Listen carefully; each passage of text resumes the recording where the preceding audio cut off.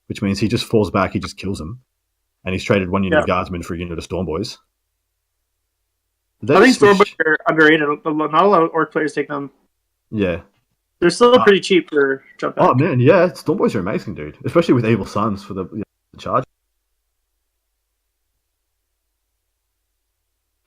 George just asked, what do you guys think about the 5 CP battalion? Do you think yes and no? I think CP is too readily available to, well, for now, it's too readily available for Chaos and Guard and Imperium.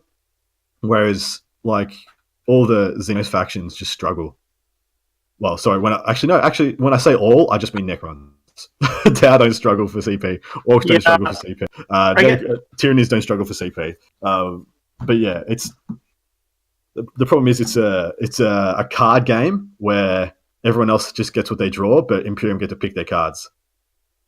That's true. I think for me, I like it on one hand because I feel like command points and stratagems, I think it's such a cool part of 8th edition, and I really feel like it makes the game so interesting. Yep.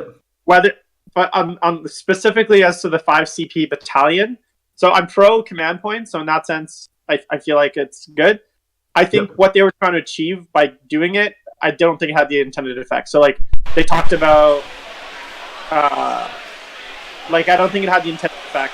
So I think, like, they're good, but the actual net result was not what they wanted. Yeah, I think it's become it should have just been an addition to a good rule set, and now it's the polarizing, overwhelming factor that everything's built around. Yeah, I wouldn't be surprised if for 9th or whatever 8.5 they revisit the way that command points and detachments are designed. Yeah, see, I'd love to see everybody start with a set number. Actually, when 8th edition first came out and everyone was playing with indexes, I made a little like prototype rule set to try and get everybody to have around the same amount of CP. So I just created a new detachment. Like, it's just one detachment, and the more you fill out of this detachment in your army list, the more CP you get. So everyone starts with the same single detachment, like the CAD thing. But yeah, it's just like one, essentially like super brigade. The more troops choices you get, the more CP you get. If you take elites fast attack, heavy support, that unlocks some CP. If you take 3 elites, 3 fast attack, or 3 heavy support, unlocks CP. Yeah, the problem with that though is some armies, just like it is now. Exactly right. Some armies just get the best of it, man. Taking a demon list, yeah, that's exactly right. Some armies just get the best of it, and some armies don't function with that CP. It's just the same problem. 30-point characters that are useful. Exactly right. It's exactly the same it is now. It didn't change. As soon as everyone started getting. That's what it was. Oh. So yeah, it didn't actually change anything whatsoever. But at the time, I was looking for a way to make all armies get CP, like as many CP as they would like, and I couldn't quite figure it out. Like, because I think like a Custodes battalion should offer more CP than a guard. Yeah, I feel like the rich just got richer. You know? Yeah, it's absolutely right. They just made the rich richer. That's a very good way of putting it. Hey, so do you guys want a quick update on the game? Yes, please, man. So no CPs were spent in Josh's turn because he didn't want to waste any CP because his opponent used the stratagem, which I think was a good move. Even not spending a stratagem is that's a win. Yeah, he didn't spend any. That's like a turn-wide Vect. Yeah. 2 CP and Vect your entire turn. The entire turn. Yeah, that's amazing. Yep. Now I warned them both of the clock times, and they both weren't happy. But it is what it is. Yeah, that's on them, though. Yeah, that's on them, man. Yeah. Yep. Is this more orcs coming in? Is that? No, this is Outriders from what's his name? Outriders? Jay. And the guard had 3 unit of 5 Outriders for his fast attacks in his brigade. Rough Riders, Rough Riders. Yeah. I love Rough Riders because they're horses. Yeah, they are the worst idea in the 41st millennium. It's hilarious. Okay. I mean, worse than like fighting with a sword. Yeah, when you have planet killing like ships like just above you, I'm gonna go fuck them up with this sword. Imagine if like modern warfare, like people still had swords. Pete has just totally summed up the FAQ musings at the moment. He's like, I think it's Monday, but maybe June. The FAQ coming out. He's like, yeah, that just sums up everything. No one knows what the fuck is going on. Well, I mean, when is May 1st? The Wednesday? Yeah, so they got 2 days.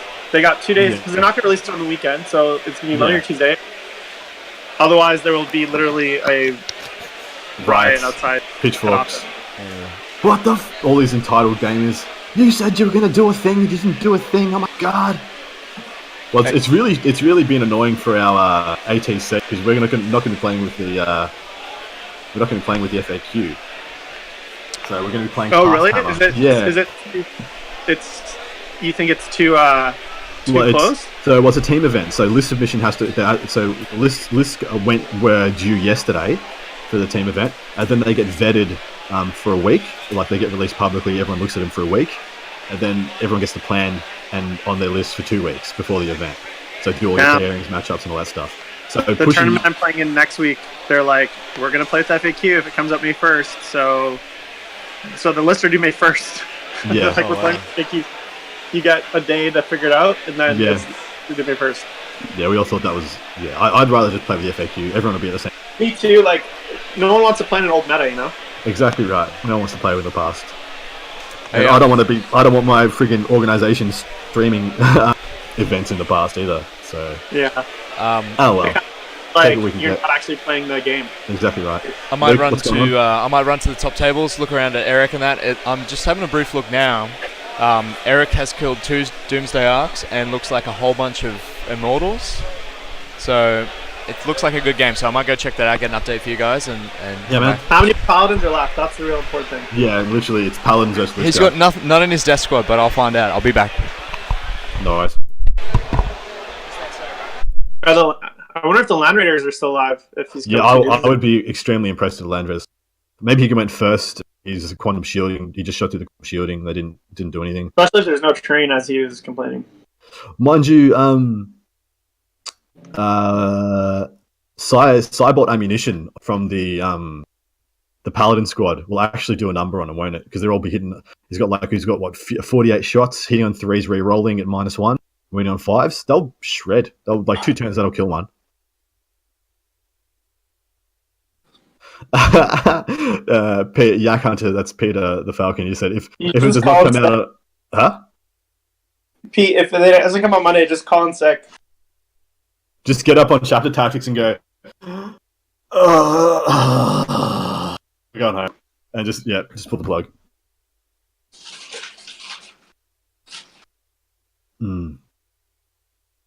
Well, I know I talked to Mitch Pelham a bit, and he's got a whole episode of Biff Pod ready to go, and he's just like, we're just waiting for the FAQ because this whole thing planned, and we've been waiting for it to come out so we can record this big episode with like Nanavati and all these special guests and shit, and it just hasn't come out, so we haven't recorded. It's been like 3 weeks. It's like, we're not doing anything. You know what's funny though, because we've gone through this like every 5 months. Every single one. And it's just it's like, I feel like if I can have this anxiety every 6 months for the rest of my 40K career, it's like, fuck it. Yeah. 5 years from now, we got 30-year-old gamers that look like they're 40. We're just like, what happened? FAQs. My bones hurt. The safest time to play 40K is after this FAQ, because after the next FAQ, you have 2 months and then chapter approved. So you're also exactly parallel. Right. Yeah. And then after chapter approved, you have 3 months until the next FAQ. So I feel like not a huge. Summer's the best time to play 40K without it fucking you. Yeah, I'm actually not a huge fan of that. I wish they dropped the second FAQ and just put approved, because it just seems a bit silly. Yeah, I agree. I feel like the points. I understand they want to publish points changes in chapter approved, but doing them once a year, and also that book is printed 9 months before it's released. Exactly right. So they're probably sending chapter approved to printers next week. Yeah. Well, they wait for the meta to settle the FAQ, and then chapter approved right out. I said in the survey that I want points changes every 6 months in FAQ. Yep, I'm good with that. Stuff it. Just put them online, and just don't put them in chapter approved. Can be for missions, new rules, all that kind of stuff. Just don't put points changes. Just don't put points in them. Stuff it. Looks like we've got some guardsmen. I remember Pete. Yeah, looks like we've got guardsmen punching Storm Boys. I remember the FAQs that like the communities came up with. Yeah. Look, well, we had an Australian FAQ. We had a whole freaking system of playing the game called Community Comp, where we all just comped the game to try and because it was. Yeah, we used to have a Swiss comp in fantasy, and I remember, dude. I actually really like Swiss comp. Comp was it had its own FAQ too that everyone played by.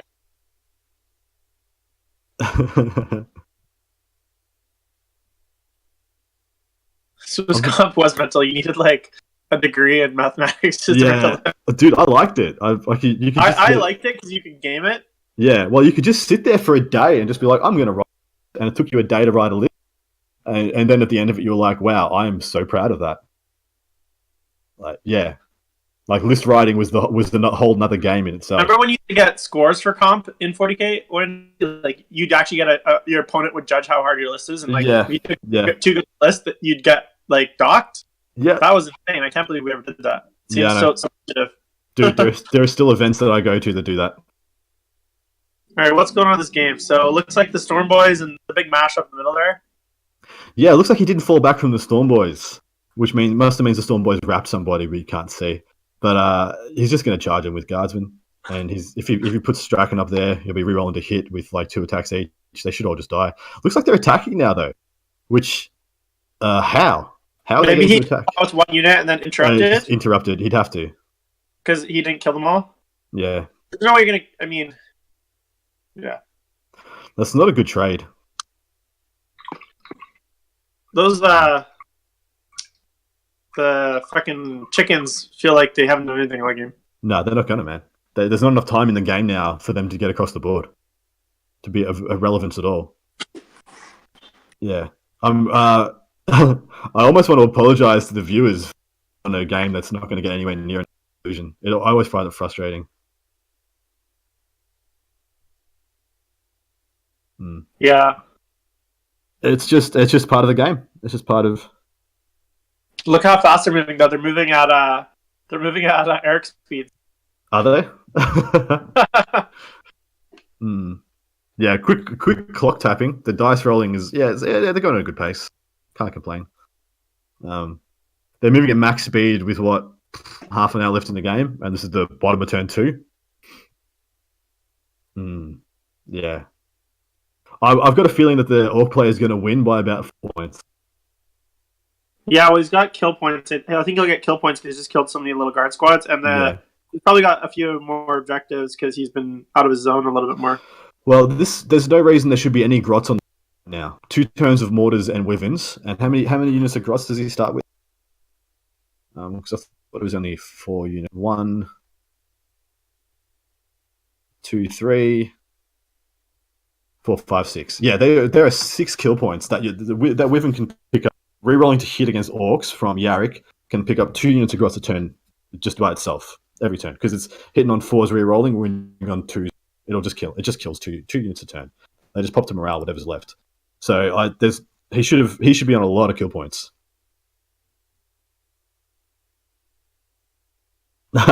Pete's just said feels like a 7th edition game, except they're look.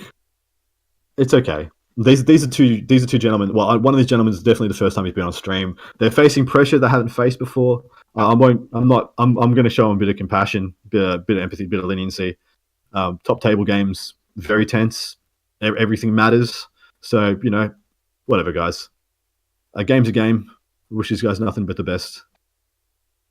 I say burn him. Get him off.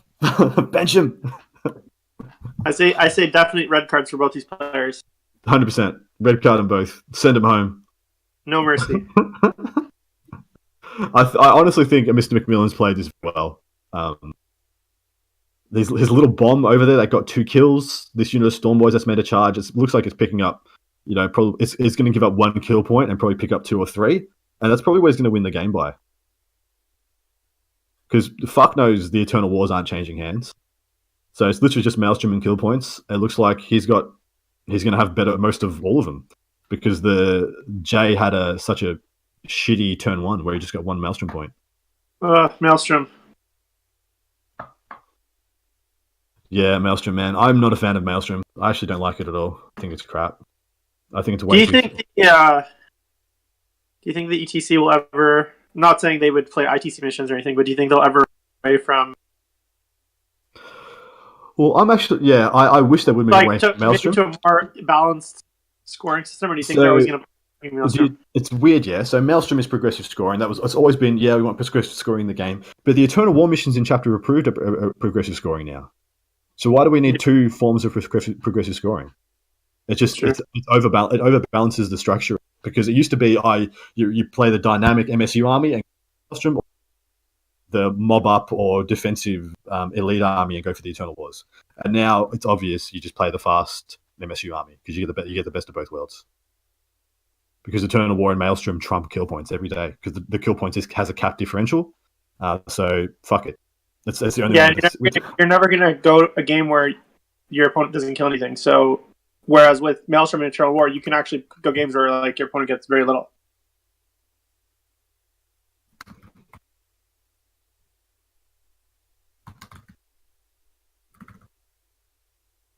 Mm.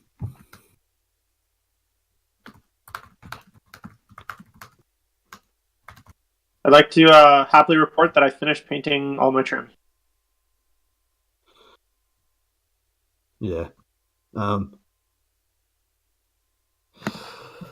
Good, man. Well done. That's slug. Now I go and painstakingly blackline all my Marines, like, because I'm going to say this. Yeah.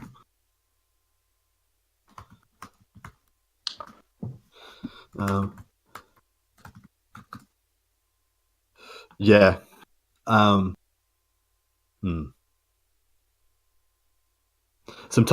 just getting an update from Luke on Messenger, and he might be joining us for a little. He says he's got to watch a couple of games because there's some disputes going. Saucy dramas for all, but we won't talk about them on here. It's none of our business unless Luke makes it.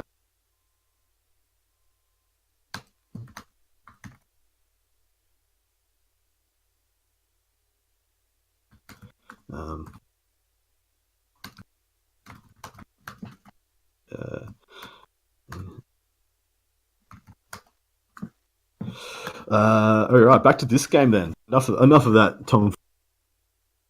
Yak kind of painted a Telemon. Ooh. Is that the dreadnoughts with the crazy guns? That's the Custodes Hulkbuster. Oh man, they're such gorgeous models. So good looking, dude. It is such a handsome boy, wearing his tux out for a night on the town. Thick boy. All the Storm Boys look like they are gone. There might be one or two left. I can't quite tell on the bottom left under that ruin. Sorry, in the middle bottom under that ruin. Looks like there might be one or two left, which means they probably failed morale and they lost a few, but not all. Which is really bad, because I would assume that unit of Mega Storm Boys has picked up at least one kill point themselves, if not two, which means that's a fine return in kind of this kind of a game. If you can drop down one unit of guys, pick up 2 units, and then that dies, that's game winning in a 3-turn game. Yep. You don't need a lot of points to win this game. Nah, God no. Those Rough Riders must have failed their charges. There looks like there's 2 units there. He has 3 units of Rough Riders. The other one is directly to the bottom right. And they would have come in. They would have tried to go for the charge of the Storm Boys. So looks like the Rough Riders are going to have 0 impact on this game. The Dragoons are going to have 0 impact on this game. It's literally just a case of Looters and Storm Boys versus Mortars and Wyvern. And it looks like the Orc player got the head start and the Guard player didn't. And that's probably going to be the tale of it. Yeah, I mean, I'll give that matchup to the Orcs. Yeah. The Looters are just too good. Phenomenally good. I mean, I feel like they're controversial, though. A lot of people. Yeah, they are. They are, because people just can't qualify the fact that they have like one of the best shooting units in the game. They're like, why should that exist? Oh, my head. But fuck it, they've got it. Good for them. I think everybody should have like an alpha shooting unit. Every army should have like a crazy good shooting unit, a crazy good melee unit. That'd be fine. I mean, guard technically have that equivalent. They have enough mass to fire. They have tank commanders, which is a pretty crazy good shooting unit, and then have Bulgren for their good melee unit. Bulgren is so good. Bulgren are incredible, dude. Incredible. It's funny whenever I play guard and they don't have Bulgren, I'm like, oh, why? Yeah, if I ever go back to guard, the only thing that scares me in a guard army with my chaos is Bulgren. Nothing else. Yeah. Everything else is just tanks and guardsmen. Vengeance for Lost Cadia, baby. Oh, such a stupid. Well, Vengeance Relic of Lost Cadia are the stupidest strategies. Is dumb, man. Dude, I played. So I used to play a Stormhammer, which is the Forge World Baneblade, and you can load it out whoever you want. I used to play it with 7 las cannons, and then it would have its main gun, which is essentially a D6. 2 D6 take the highest las cannon shots, and then it's got a twin battle cannon in the hull, the same as like a knight has. Mortarion charged me. I played Vengeance for Cadia and Defensive Gunners. I killed him on Overwatch. And I've done that multiple times. Like, it's so stupid. It's insanely stupid how that, of all the stratagems that have gone untouched, that one is the most absurd. For one CP is like ridiculous. Exactly right. For one goddamn CP, make any unit in your freaking army rerolls to hit, rerolls to win. Any unit. If it was restricted to infantry, it would be fine. It would be absolutely fine. But yeah. Well, it's especially annoying when you're playing Genestealer cults and their fucking vultures can do it, and you're like, that's especially dumb. I get especially salty when there's Brute Brothers, Vengeance for Keating me. That makes so much sense, doesn't it? Like, holy shit. Yeah.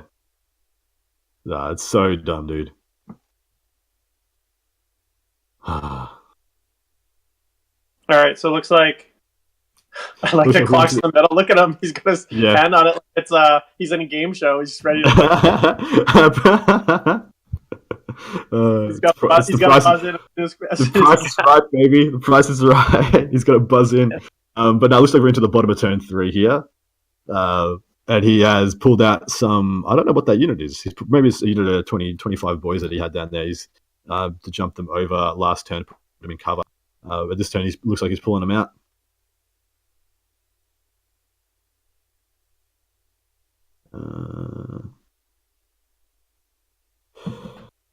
So he's got a bit of movement down the bottom left as well. I'm assuming that's another unit of boys. Oh no, that could be his unit of Meganobs. They're a little bit chunkier, a bit thicker than a regular boys. And he has got a unit of 6 Meganobs in his army. Yeah, Deathwatch is a weird one, guys. I'm not quite sure how they change Deathwatch without like destroying them. It's like it's only the layers and layers and layers stuff that makes them good. Take away, it's like the House of Cards. Take away any of the layers, and I think they'll just drop off tremendously. What do you think, Jim? Yeah, I mean, those stratagems. I think the biggest thing with Deathwatch is, the thing is, like, with the special issue ammunition, they're still really good. The stratagems, I think, against certain matchups I think if you haven't played Deathwatch, they have a lot of gotchas. Yeah, massive. Like, if you're playing Eldar and you don't know they have that stratagem that can shoot your flyers, and you move a unit of Shining Spears up, that's, like, devastating. Yeah. Or if you're playing Tau and they're like, 5 Markolites. Nope, all gone. Yeah. Or, I find it's really good against Jinxed and, mobs of Termagants and stuff, because just sever the synapse and make it pop. So what does the Tyranid specific one do? Takes away synapse. So they're really? fearless. Is there a range, or just you pick a unit and it just loses synapse? Pete, baby, tell us about the anti-Tyranid they've got. Or George, one of you. Whoever gets there first. Whose cuisine will reign supreme. The loser has to take a bite out of a capsicum like Chairman Karga did. You ever watch that show, Jim? Iron Chef, Japan? Yeah, man, I love that. I used to watch that show all the time. I love that show. It's so funny, dude. The dub was just hilarious. Now, question for you: do they dub it in fucking with like? Do you guys have like local people that dub it, or is it like the North American one you guys watch? Oh, crikey! He's going to go get some more pork belly. Jeez, wouldn't have thought he'd go for that. What do you think of that, Judge? Yeah, man, that's just crazy. Wow, my mind is blown. Well, I don't know. I feel like they. It's like locally translated. No, it's just a standard like British American. Okay. I think that's not that crazy. Oh, sorry, no, I was incorrect. Pete's just corrected me. It lets you snipe any character in apps. Oh, you can shoot the synapse characters, which is phenomenally good at killing Malanthropes. That's what I was thinking. So yeah, Malanthropes giving everybody the -1s. It's really good at sniping those out. Because I think they've got 8 or 9 wounds, toughness 5. Yeah.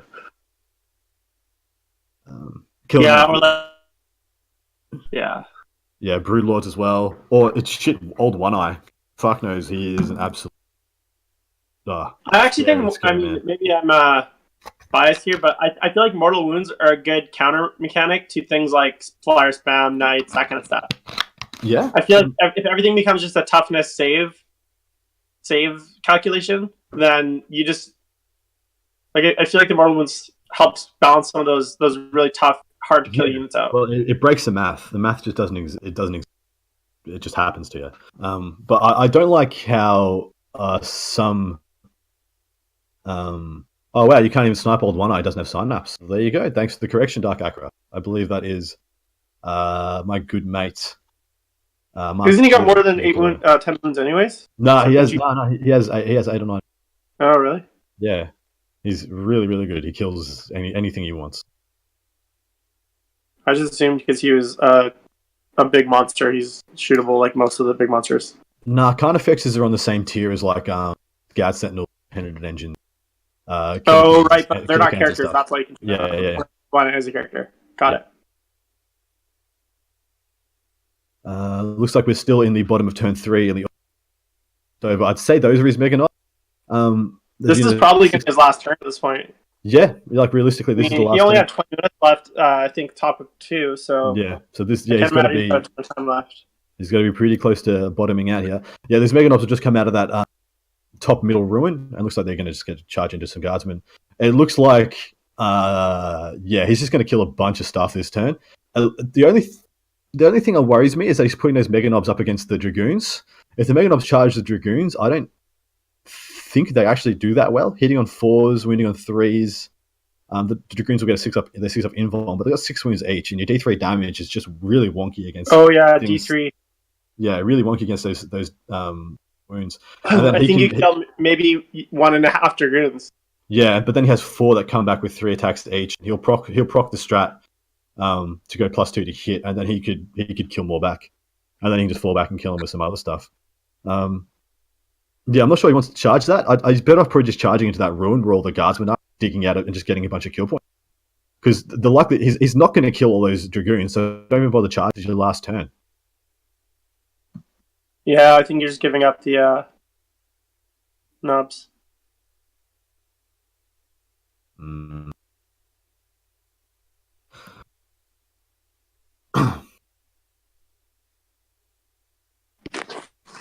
Wow. Yak Hunters just said rumored Custode Specialist Attachment strat for Custodian Terminators. That would be phenomenal. My favorite unit for Custodes is the Laris Terminators. I think they are incredibly good. So undervalued. They're such a toolbox. But yeah, if they went to a 3+ invuln, holy shit. I would be all over that. Just what we need. More 3+ invulns in the game. That's right, man. That's absolutely right. You remember how you couldn't get a 3+ invuln? You just couldn't get it. There's like 2 dudes in the whole game that had a 3+ invuln. Shit. I've heard a lot of rumors though. I mean, the last 6 weeks, the amount of like FAQ rumors and other stupid rumors I've heard it's starting to get ridiculous. I'm like, who are you talking to? Yeah, the look. I just don't believe it. Everyone just like wants something, so they're like, I heard a rumor. I heard a rumor. Yeah. You're starting a rumor. We should start a little Facebook group where we just it's just some shit. There's some shit talking funny 40k groups out there. We should start one where it's just bullshit rumor engine, and where we just kind of go into different forums and just kind of drop little rumors under different different fake profiles and see what takes off, just to mess with people. You see how many you can get on Bell of Lost Souls. Exactly. Yeah, that kind of shit. If you like, that's like the top echelon points based on what kind of clickbait shit picks up. When dudes start posting them on competitive 40k Facebook group, you're like, yes, 5 points. Luke, hit us with the truth bombs. What's going down? Hey fellas, it's been a rough time. Jason had to go off site for a bit, so it was just me. Had a few heated rules debates, but I think they're all sorted. Sorry, what was that, Jimmy? Anything interesting, or just lack of like anything controversial, or was it just like clarifications? It was controversial, but I mean, I ruled it one way with what I had. We released a Briscon FAQ document, so like any complex questions, send them in early, and we'll make a ruling beforehand so that people don't get gotcha'd on the day.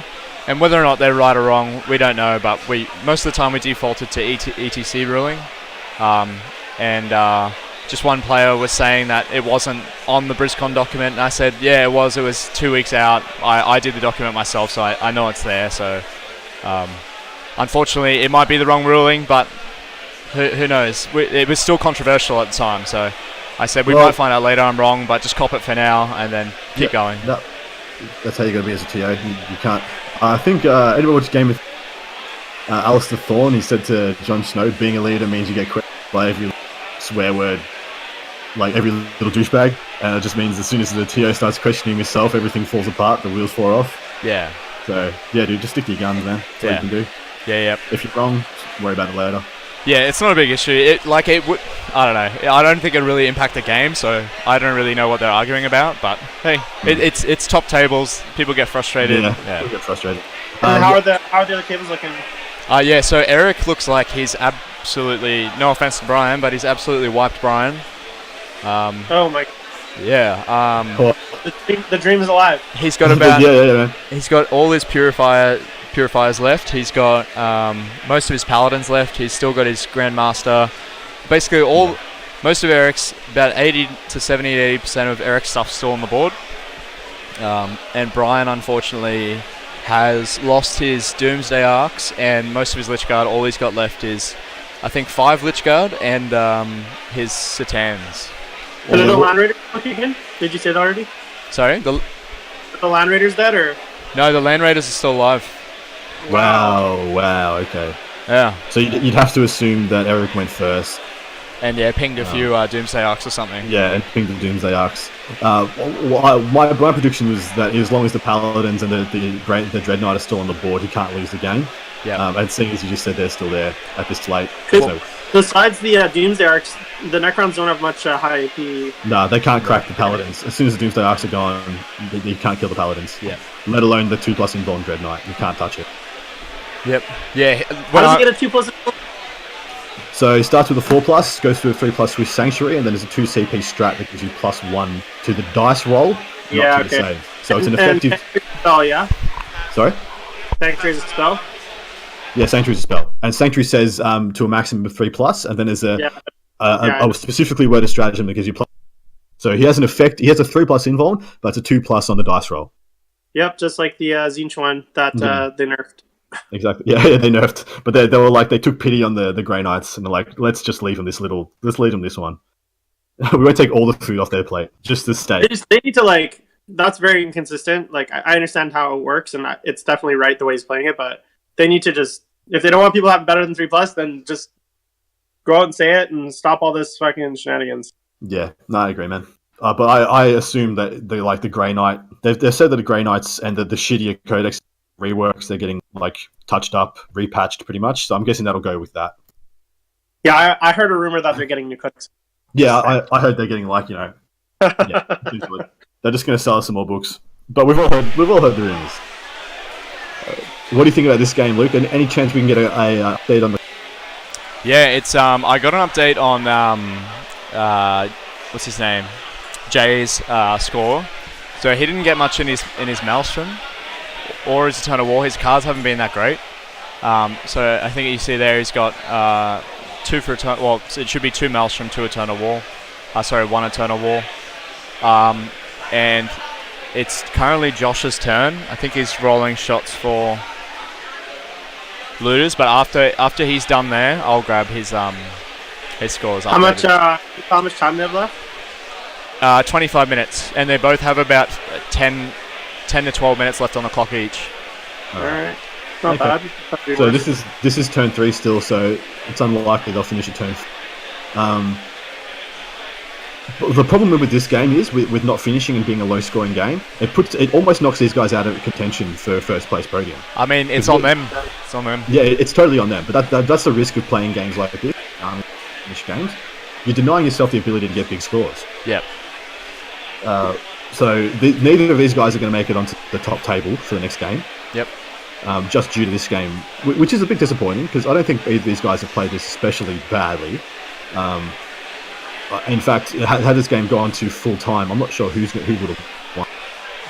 I'd be leaning towards Josh at this point, just because he's taking a much more aggressive stance. He's pushing into his opponent's deployment zone. His opponent has not moved that. That leads me to think that one guy's the aggressor, one guy's going to be racking up more kill points, etc. Yep. The issue is Eternal Wars are going to be even because it's only 1 and 2 for this mission, and they're in opposite corners of the board. So the Imperium player has one, the Orc player has the other. It's just going to come up to kill points Maelstrom, pretty much. Yeah. Like Eternal War was never going to be a factor in not going to turn 5. Yeah, exactly. I kind of feel like that's if there's those even Eternal War missions, I kind of don't like them because it's like if you're gonna have Eternal War, then make it actually mean something and not just like useless. I guess like if you're on both Eternal Wars, you probably already tabled it. Yeah. So he's saying saying it just feels like it removes that element of the game, and I feel like that's not good. I feel like maybe they should try and limit. I don't know. What do you think about this? It's a bit off skew, but like, what if they limited Eternal Wars? You can only score them after like turn 4 or something. So that if you play slow games and you're just a horde army, you just sit on all the objectives and don't do anything, you can't max out on points. Yeah, no, that's fair, man. Because that is literally something that happens. It happens all the time. Dude, ETC has 4-hour rounds, and you'll have guys timing out turn 3 and turn 4, and just being like, "Hey, I took 200 plague bearers. You don't have enough turns in the game to kill them. I'm just going to win." Well, they have this year they voted for clocks, which is great. Yeah, well, they have to have clocks. But that's the thing. Like, they can still time out on all the objectives and win the game. Like, that sucks. Like, I'm almost of the opinion that if you time out, like, points, and no longer be able to gain points of any way, shape, or form.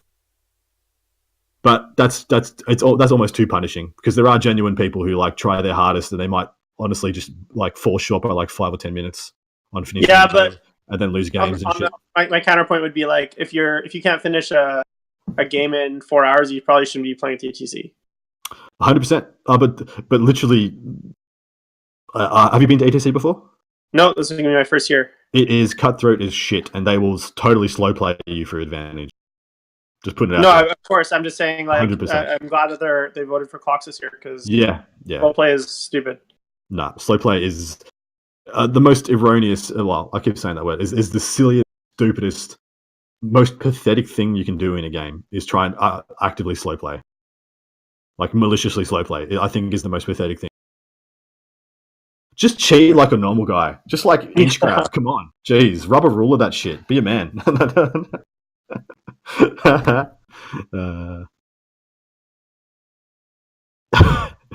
The old rubber rulers. So most people are probably too young to remember that. But the red sticks? The shitty red sticks. People would actually make their own red sticks out of like rubber and shit and fucking stretch them. Or like they're actually 16 inches or like yeah. Yeah, they're marked as if they're 12 inches, but every inch has been increased by like 0.2 of an inch. And so yeah, so can you imagine? Or 3D self-cut blast templates and shit that were like 5 mil too big. They're 2 1/4. The 2 inch template. So good. Oh man, nerds being janky is some of the funniest shit. And by funny, I mean really. Like, yo, it's just like it's a Chinese knockoff. It must have, No, I had no idea that this had 2 6s and no 1s on this dice. I had no idea, man.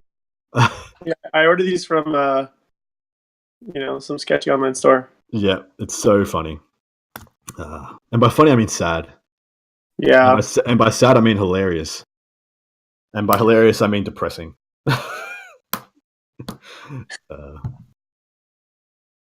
All right. What do you think's happening right now? It looks like there's still freaking Storm Boys there. Well, I can't tell, but it looks like there's like 3 Storm. Although he's killed a lot of orcs. And I don't think there's that much guard that side besides the infantry squads. Like, he's still got a lot of the...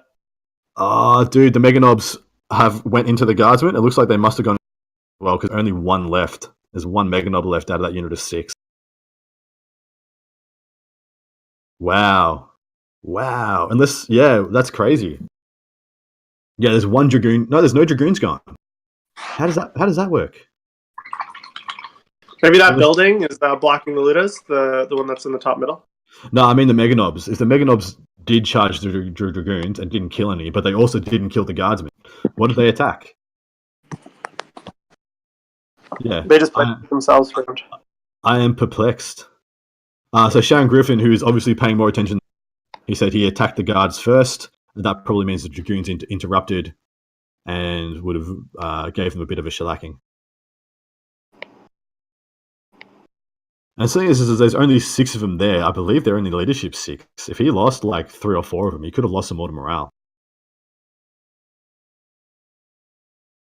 Is the top right, George, is the top right stuff dead? Nothing in the top right is dead, my friend. Everything that is there is there. The dead piles are not on the table.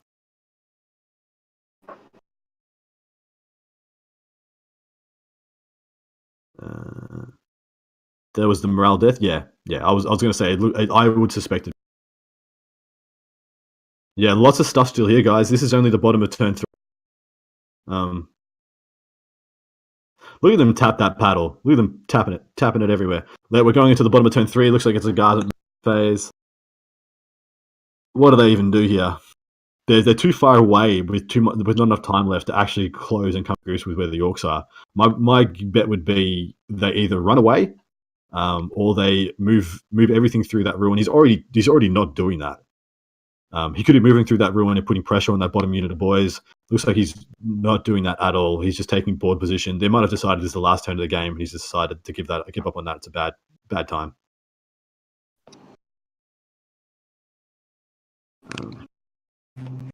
Yeah, look, if they had decided this is the last turn of the game, I don't think there's any way. I think it's very unlikely the Imperium player pulls this out. Although crazy things have happened. He could have pulled some incredible cards this turn. Who knows? Are you going to be able to join us for Game 5, Jim, or you off to man? What time does Game 5 start after this? It'll be a half-hour break between this one and the next one. Yeah, I'm not going anywhere. I'm sick because I believe we have some. I know Eric's been on stream twice, but man, do I want to see those Grey Knights? I would be very happy to see the Grey Knights. But there might be we'll have to go to the top table. Yeah, well, we always stream the top table last round. Is anything serious going down? Like both players don't want it to happen because like we won't force it on people. If you legitimately do not want to be on stream, if both players do not want to be on stream, we are actually okay with it. Some games we aren't. Like CanCon, yeah, it's too big a deal. We're streaming the last game. Too bad, so sad. Like it's too important to the Australian community. Well, it's like they did that at LVO. Like if you made it to the top, I think in the top 16, and you didn't want to be on stream, you like literally could not play. Yeah, exactly right. So we leave it Down Under Network leaves it up to the TOs. If the TOs want to, hey, if stream, too bad, so sad. We leave it to them, but we don't go into tournaments saying, "Hey, man, if you want us to stream your event, you got to put the top table on." I don't care what the players say. At the end of the day, they're paying to be there. Like we aren't getting paid for the work that me and Diffie do. Diffie's in chat right now, undermining everything I just. He said, "Force it, fuck that." No, we don't force it on anybody. But look, honestly, I think everyone's becoming pretty accustomed. I don't think anybody's got any major issues with. So it looks like he's going for a final turn. He has bottom turn, so I guess he might as well go for push. Yeah, might as well go Hail Mary. Looks like he's moved in advance to Dragoons. Hey, Luke, can you tell us if they're going to go for another turn? They both said they had about 10 minutes left on the clock. It seemed I would say probably not. I will say they shouldn't. They can try if they want, but if they don't get the game round ended, they should just take scores from the end of this round. They don't get through both.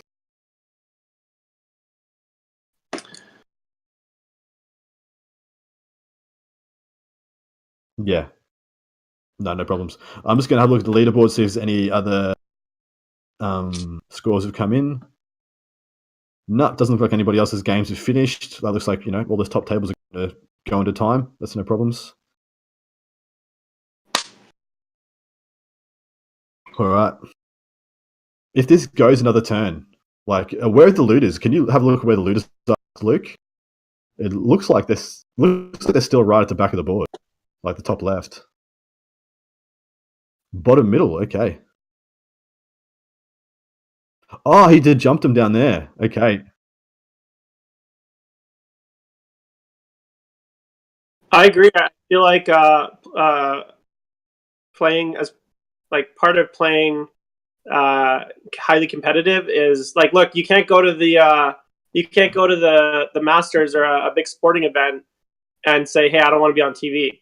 Yeah. You gotta if you're gonna compete in the championships, there's gonna be a big crowd and there's gonna be cameras, and that's part of the mental game is part of that sport, right? So if we want 40K to get to that point, then we gotta hold the players to that standard as well and say exactly right, man. Everyone has to be held to the same standard. That's part of the experience. Like maybe the first time you're on stream, you get nervous and you lose the game, and that's part of your learning as a player. But where an event like this poses an interesting question, because there's two top table technically, where there's going to be 4 players who legitimately will make podiums. Like three of the 4 players playing in the final round will make a podium. So that if there are 2 players who would prefer not to be, we can always just go with the other table. Oh, for sure. I mean, if there's an option where it's like, yeah, I get what you mean. If there is an option, which way? Yeah, we will take player preference into. But you know what's funny, and maybe this is just my perspective, but like all the games I've played on stream, especially if they're top table games, I literally never even notice I'm on stream. Like you're so focused on your game that it's just unless the streamers, the guys that are commentating, are bothering you and like they're making you do all this extra shit. You don't even notice. Like you're just so in the zone. Mm-hmm. No, I've only played like 2 or 3 games on. But yeah, some people just are very tightly strung. And one thing that I've noticed, I think I'm starting to say this a lot more, but I'm not sure there are a lot of nerds out there who know how to handle stakes. And I think that's why we get some poor behavior. Competition is. I would probably. Sorry, what'd you say, Jim? I said that I do agree with that. I feel like it's like.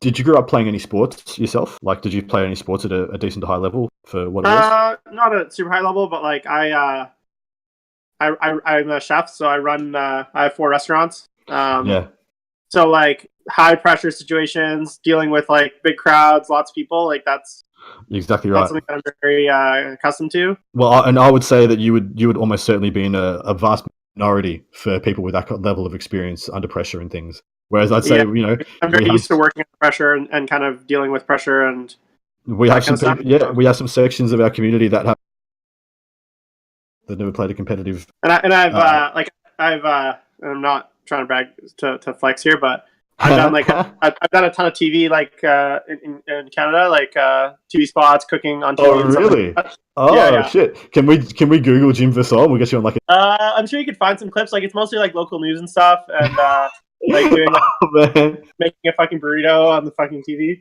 I don't know. I'm doing in the lunch break. Holy shit! You can see me.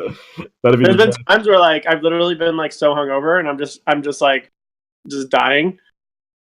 God damn, that's amazing. Yeah, I'll see if I can track down a few clips and I'll send them over to you. Phenomenal. We will chuck those up on our Facebook page because that's what the world needs, and the world needs more JV. Right. Yeah, I'm not just a good Warhammer player. I'm also a. You're a good Warhammer. I'm a celebrity chef. Good Warhammer. The time of humility is over. Long live the king. Looks like we are. Wow. So this is either a shitload of saves he is taking, or we have gone into the bottom of turn 4. Hey man, if you got time, you got time. Yeah. Well, these guys might have been like, hey, there's 15 minutes left. Let's. Like, I agree with is it diff? But if you got time on your clock, you play until you got no time. Yeah, no, I'm fine Hey, with that. let's only play one more turn. And it's like I'll play until my fucking you pull me away from the table. Yeah, as long as you guys both agree that if you don't get a full turn done, you just go back to the game was before you started the last round. Like the last time you both. But what do you say that though? Like that, I would normally say that if like there was not enough time in the round, but like, and you don't think you'll both get. But if there's enough time in the round and you only have say in your game clock, as soon as you run out of time, that your turn ends and that's it. Yeah, oh yeah, of course. So it's like I don't think unless there's not enough round time, I don't think you necessarily need to make that agreement. I think you just play until you're out. Yep. Looks like we've got looters shooting at the back of a wyvern. Looks like the wyvern's still alive. It's got 1 dice on it, so not sure if he's canning down or canning up. That could be it's only taken less than 6, or it's only got 6 left.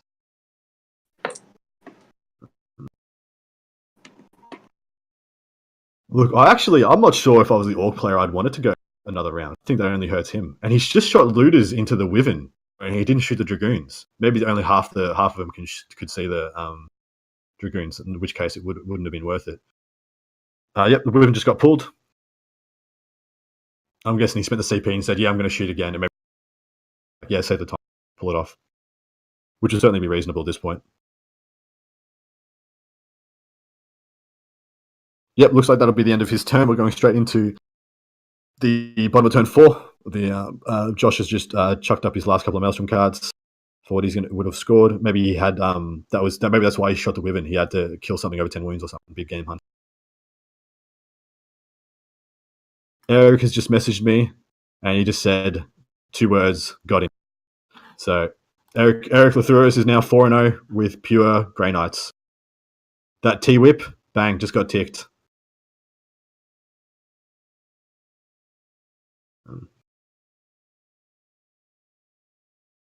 Crazy. Here we go. Can we put his face on the front page of 40K Stats as a for a week? If he wins this, I think he's earned that. So we've also had another score come in. Looks like Lee Abbey has won his game. So he's now undefeated as well with his tower list. So realistically, there's only a couple of people who could possibly jump him if they get huge wins. I think if Lee and if Eric play, I don't think Lee can overcome that tower maybe. So you don't think Eric can? I don't think Eric can beat that tower. No. I think that is a really, really hard matchup. Like phenomenally hard. The only thing he has going for him is he just needs to just lay the smites because you can't save your protocol the smites. So Lee has this weird quandary where he's like, do I put the drones out front to catch the smites because I can't save your protocol them, but then they get killed by the stormbolters, or do I hold them back behind and let him take smites on to Riptides? Maybe he just sits at max range and just las cannons and. Yeah. Well, this table, if they play on this table is exceptionally good for Eric. Yeah, this table is actually really good for Eric in that matchup because he can realistically hide both his land raiders here, whereas obviously in his other tables he hadn't had the opportunity. Vandalex has just joined us. How's this game gone? This game has not gone too badly. Like we're into the bottom of turn 4. Looks like there's only about a couple of minutes left. I would be having to say that the Orcs would be up right now, but it looks like the total right now is 12-12, if those are the true scores. And it looks like they've just added the kill points on there as well. So 12-12, I honestly thought Josh would be up on kills over him, but it looks like I was incorrect. Jay's actually up on kills.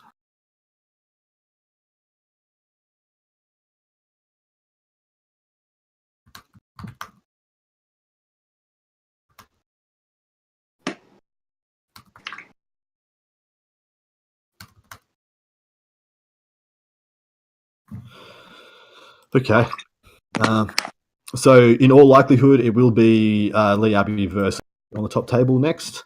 But if it is possible that someone jumps Eric because of his scores are not incredibly high. Someone could jump him and take that top table spot, which might be good for Eric, to be honest. If he takes if he goes and gets a 20 on a lesser table and he just jumps everybody. Because, like we said, there's going to be 2 undefeated players here, so it can get quite wonky. But Lee is going into this last round on 77 out of a possible 80 battle points. So it's pretty dominant. Because Tau, man. Tau. What do you think of Tau, Jim? I'm playing Tau for ETC. Tau terrify me. They're so good.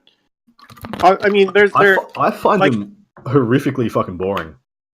Oh, dude, like they it was funny because the when we were looking at ETC team, someone brought up, they're like, because we have they're like, would you be willing to play Tau? And I'm like, absolutely not. I was like, I'd rather just not attend and like kill myself than play Tau. Yeah. Because all the things I like about the game, which is fighting, moving, casting spells, Tau doesn't do. Well, they play literally like one phase of the game. They play one fucking phase of the game. How can I can't get excited for that. I put up my hand to play Tau when we didn't have a Tau player for it because they're too good. They're too good not to take in your lineup. But I've shouldered that burden. But holy shit, that's like hard, man. I don't know, like if I had to go like halfway across the world to play an army that I wouldn't enjoy, I don't know if I could do that. Nah, doing it for the Australia, mate. Do it for my country. You're a bigger man than me.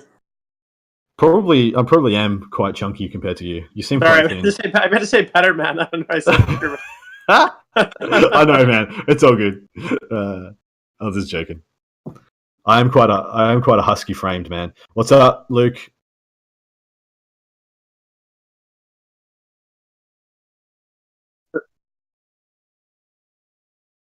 Wow. Who's the one person? Orcs? Wow. Okay. So, literally, as soon as he has to take saves, he pretty much is what we're saying. Yeah. And then, 6 minutes. I can do a turn in 6 minutes. Shit. You can do a lot in 6 minutes. You could play 3 turns in 6 minutes if the guy can't do it back. You do 3 combat phases in 6 minutes. Like, hey, I charge you, you die. Yeah, I would just play 6 minutes of Dragoons.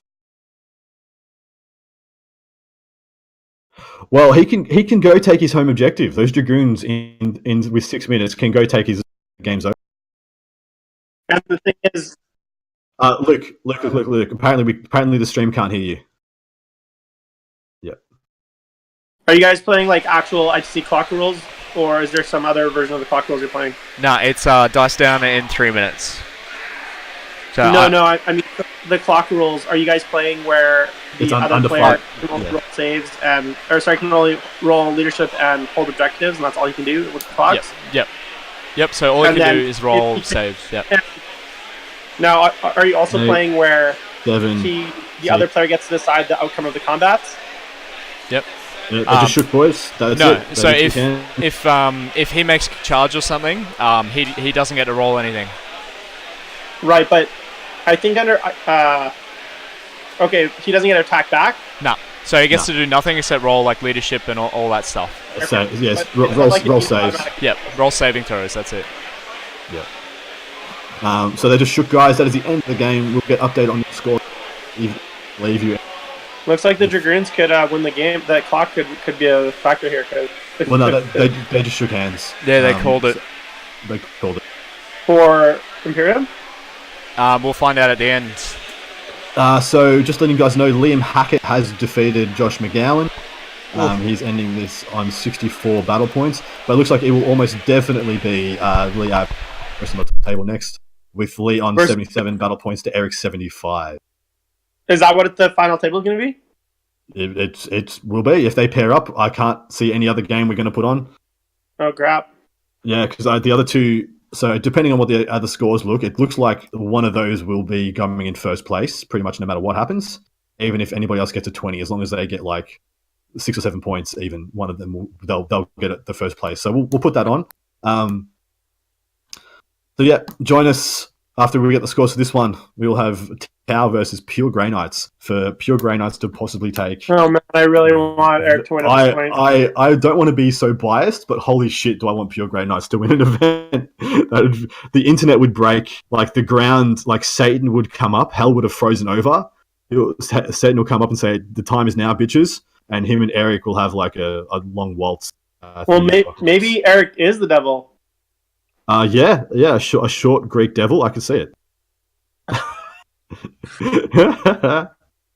he's a so there's an old shitty I guess skit show where there was this Greek vegetable salesman, and he was just this massive stereotype. And Eric is a Greek vegetable salesman. So, Greek? Yeah, he runs the vegetable market. Okay. Yeah, so we just take massive amounts of piss at it. Sounds like the devil's work. Yeah, he's called Con the Fruiterer, and so yeah. It's Eric the Fruiterer has been born. All right, let's get those final scores. Looks like Luke is going to go sort some shit. We will get those final scores and we will check out of this bad boy. How are you doing with your painting? Give us a painting update, Jim. I have finished giving rim jobs to all the Marines. I'm now on the 6th. I'm starting to do all the washes of all the trim. So yep. I'm on the sixth ring out of 15. Matt, it sounds like a good time. This is the part I enjoy because I get to do backlining, and it starts to really come together once you start getting the washes on there. Before the washes go on, they just look so ugly. I'm going to be doing some airbrushing in the break as well. Some down, and then I'm going to get some undercoat on Tower Crisis suits. That is how you be productive. You commentate and paint. Slot it in where you can, man. Well, I got 3 of them built yesterday. The only more 40K I could be doing right now is playing a game while I do all this. That's me and Diffie need to do that. We need to be streaming. We need to be streaming our game and commentating on another game that is being streamed overseas while painting. While painting, yeah, exactly right. While painting, that's awesome. And writing a blog post about 40K. Yeah. All right. We just need. Do we have a panel, or is he still tracking down the score?